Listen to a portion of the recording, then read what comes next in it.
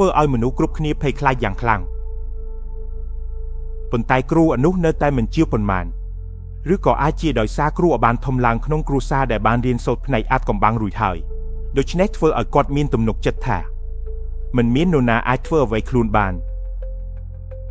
អ្នករំដែលបានចូលមកវឹកហាត់នៅទីនេះក៏បានប្រាប់ថាម្ដងកាល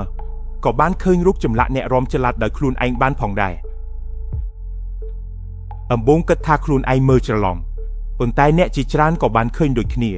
ដូច្នេះបានដឹងថាបានជួបរឿងអាក្រក់ហើយមានពេលមួយ